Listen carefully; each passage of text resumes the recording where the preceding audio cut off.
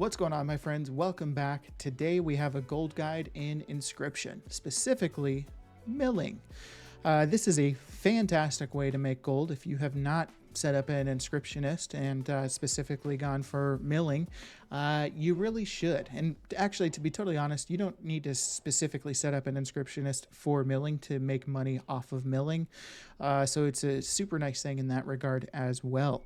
But I've made millions of gold in Dragonflight from milling and inking. I have already made several million gold in the War Within from milling and inking. It's a very easy profession, and specifically craft to get into. Takes really no effort. You could start an Inscriptionist and start milling immediately. That's the first thing you learn, actually. It's the baseline recipe for the profession, and you can probably start making some money off of it. So I would highly recommend to set up a miller if you haven't already.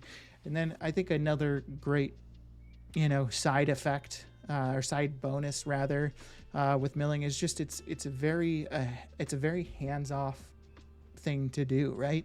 You get your herbs in the window, click create all, and then it's just going. You can do whatever else. Watch Netflix, take the trash out, whatever you want to do. Go get a drink. You be the judge on that one. I won't make a guide on what to do when you're milling, but I'll show you how to do the milling. Anyways, an important thing I want to highlight before we kind of dive into the sheet and everything associated with that, your inscription skill matters and impacts milling significantly. I just recently found this out. So essentially how this works is if you have enough skill in Inscription, then you will receive rank 2 pigments from rank 1 lure drop. As you can see, I have rank 1 lure drop, and sorry, not specifically rank 1 lure drop, rank 1 herbs. I have rank 1 lure drop in the window, and as you can see, I'm expected to receive rank 2 pigments. Now, if your Inscriptionist is brand new onto the game, they're probably going to do rank 1 herbs for rank 1 pigments. So the reason this is important is if you're going from rank 1 herbs to rank 1 pigments, you're going to receive more pigments overall than rank 1 herbs to rank 2 pigments. From my findings, rank 1 to rank 1 average 14 to 15 pigments per mil, and rank 1 to rank 2 averages 12.5 to 13 pigments per mil. So that's very important when coming into the sheet, because obviously those averages can impact profitability significantly. So this version of my sheet, the public version of the sheet still is rank 1 to rank 1 numbers. This is my version of the sheet, and I'm gonna get an updated version of this sheet to reflect rank 1 to rank 2, because I think everyone's pretty quickly going to be doing rank 1 herbs to rank 2 pigments. So this essentially is how it works. You would have this this shopping scan here, and I guess I can show that to you real quick. So on the far right here is the Auctionator shopping string. So if you copy this and then you go into your game, assuming you have the add-on Auctionator installed, on the left-hand side, well, you would first click on the shopping tab, and then on the left-hand side, there's a button that says import. You'd click that, and then you would paste what's in this window into there, and then you would click import again. What that's going to do is this shopping list right here, herbs milling, is going to live within that shopping list tab on your Auctionator auction house, so that you can always reference this. It'll always be there. So once you have the shopping list in there, you can come over to the prices side of the sheet, and you can just update the prices. So Mycobloom right now is 24 gold, 66 silver. Nacreous pigment is rank 2 Nacreous pigment is 24.83. Lure drop rank 1 is 62 gold. Lure drop pigment rank 2 is 62.86. Orbinid rank 1 is 17.50. The pigment rank 2 is 19.99. Blessing Blossom is 15.90 for the herb and 15.98 for the pigment. So we've gone through and updated all the prices, and now we can look at the profit side. So number one, you can kind of customize the total number of crafts that you want to do. So if you're just wanting to do a small session of milling, like purchasing 1,000 nacreous, 1,000 mycobloom, it'd cost you roughly 24,660 gold. It would be 100 crafts, and you could expect to make a profit of 6,577 gold. Now, one important thing I want to highlight is, and I had a part of the sheet that wasn't hidden. One thing I want to highlight is this revenue already has the auction house cut taken out. So this is a pretty accurate representation of what you can expect from the milling if you were just to take the pigments and sell them on the auction house. Now, the other thing I included is the price per. So based off of what you're purchasing the pigments for, the predicted number of pigments what you're purchasing the herbs for, and the predicted number of pigments you'll receive, this shows that you would, your own cost per pigment would be about 19 gold, 39 silver.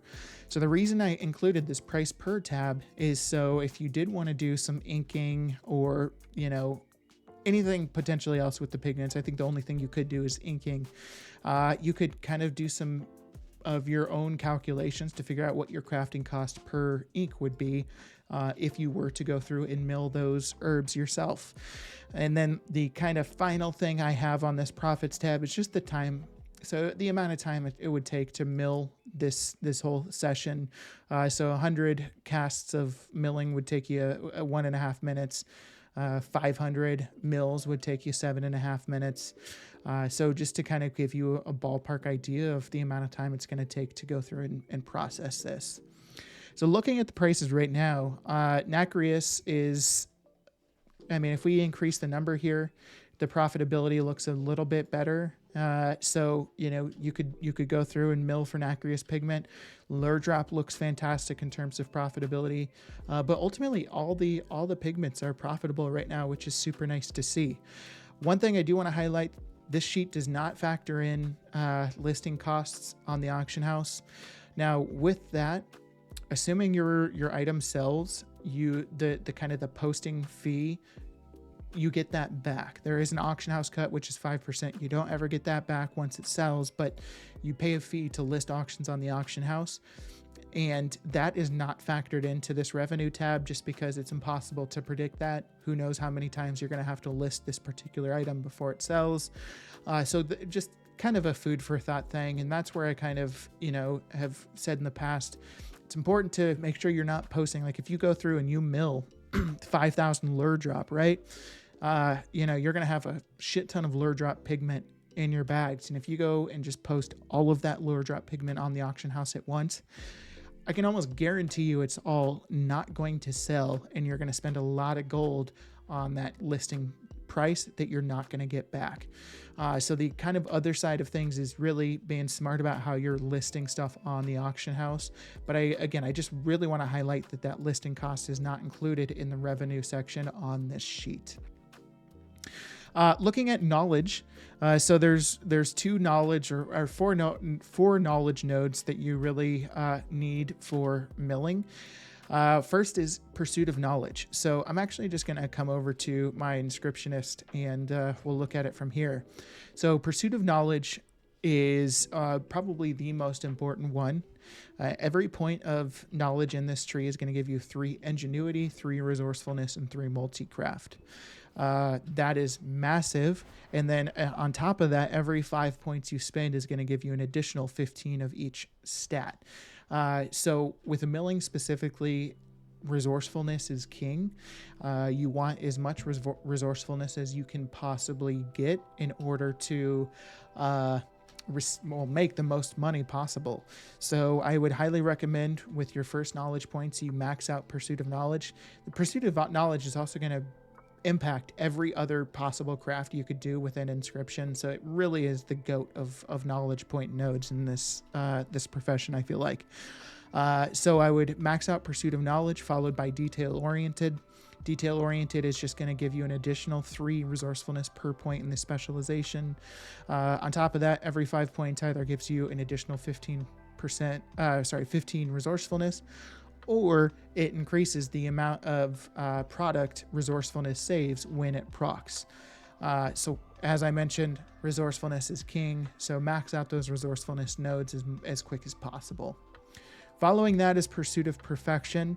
These nodes are almost entirely, actually I think entirely, just going to impact your skill within Inscription and then also within milling specifically. So you definitely do want to get points into here so you can get to the point where you're receiving rank 2 pigments from rank 1 herbs.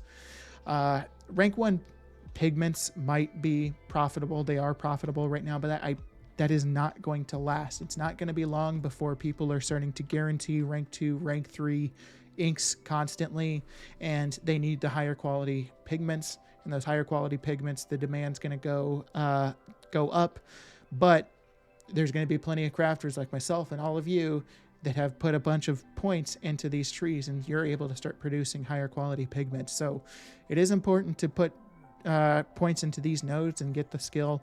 I would prioritize the resourcefulness over the skill, but ultimately you're going to want to max out Pursuit of Perfection. And then I haven't even finished it, the improved milling node yet, but you're also going to want to max out your improved milling. Whoa, I think I said that completely. Improved milling node to increase your skill. Looking at tools, so currently I have the rare quality tool, max rank, so it gives me 329 resourcefulness. Then I have it enchanted with 120 resourcefulness. If you are not able to get the rare quality tool, that's totally fine. Just get the rank 5 Scribe's Quill with resourcefulness. And I would also, again, I would highly recommend enchanting it. Spending the gold. I mean, I haven't bought the max rank resourcefulness enchant in a couple of days. Last I saw, it was like 9,000 to 10,000 gold. But I'm telling you, you're going to make that money back quickly. I would just bite the bullet, get the highest rank enchant you can possibly get to increase your resourcefulness even further.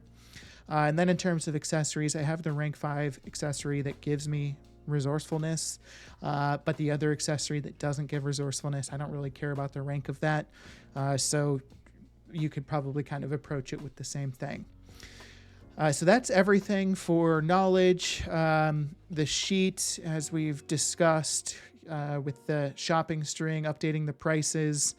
I really think it's extremely important to note that depending on the version of the sheet that you have and the quality of pigments you're going to receive, really can impact profitability. So make sure that your inscription is kind of in line with what the sheet has, so you don't get burnt, right? I was talking to somebody the other day who had the version of the sheet which was expecting to do rank 1 herbs into rank 1 pigments, but they could actually do rank 2 pigments out of rank 1 herbs, and their profit was a lot less. So it's just really important to make sure you double check that. But depending on the version of the sheet you have, if there's little asterisk symbols here, that means that you have the version of the sheet which is expecting rank 1 herbs into rank 1 pigments. If you have the version of the sheet that has the 1s and 2s here, then obviously that tells you what to expect from that. I hope you found this video helpful. I hope you enjoyed it. Please let me know in the comments if you're making some money from this sheet. Also, in the description is going to be a link to this sheet, a link to Discord and to my Twitch if you're interested. I would definitely recommend joining the Discord. You'll get notified anytime new versions of the sheet come out. Just as kind of a sneak peek, I'm working on additional cooking recipes. I'm getting bolt crafting squared away, so these bolts are not currently available on the public sheet. And then the last one is inking. So as I've talked about just in the milling side, inking is also unbelievably profitable, and that's kind of what this price per column here is for. So pretty soon here we will have information on inking as well. So again, hope you enjoyed, hope you find this beneficial. Let me know in the comments if you have any recommendations on future professions or recipes you'd like to see. Let me know if you have any feedback, and yeah, we'll see you in the next one. Take care.